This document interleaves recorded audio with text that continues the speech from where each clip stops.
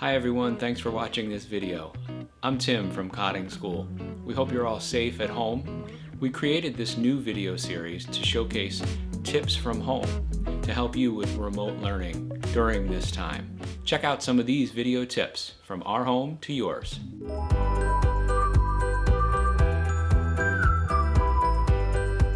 Today we're joined by Leila Denna, a speech-language pathologist with Cotting Consulting, to talk about how to make an E-Tran board for communication with your eyes.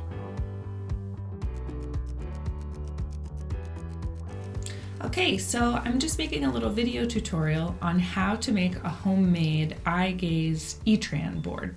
E-Tran stands for eye transfer, and it's a way of communicating with someone else using your eyes. Today, this demo that I'm making is really about how to make your own out of a plain piece of paper. So, first I would suggest to consult with your speech pathologist about how many symbols or how many words to put on your E-Tran board at one time. Today, I'm going to be making one with 4 symbols, one in each corner, or words actually. So instead of printing out symbols from the computer, I'm actually just going to write right on this paper. If you don't have access to a printer, if you don't have access to symbols, again, reach out to your team to try and obtain those materials if you think it's going to help the person that you're making this communication tool for. So what I'm going to do first is I'm going to write the words that I've already selected in the 4 corners of the board.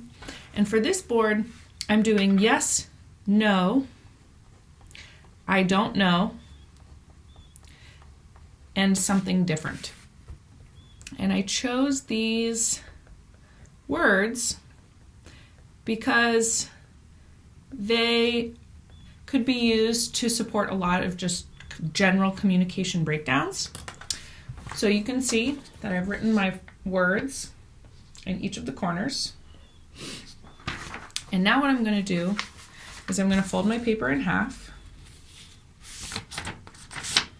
and I'm going to crease it, and then I'm going to fold it again and make another crease.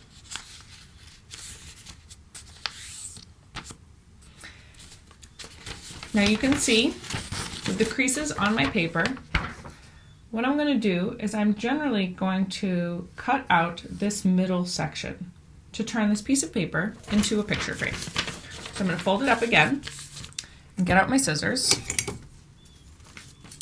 and I'm going to cut a rectangle out of the middle of this paper.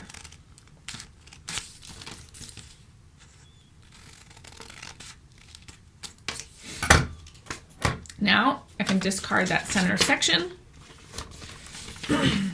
and flatten out my creases on my paper. And now I can hold it up for a quick communication tool that you can make at home with a plain piece of paper.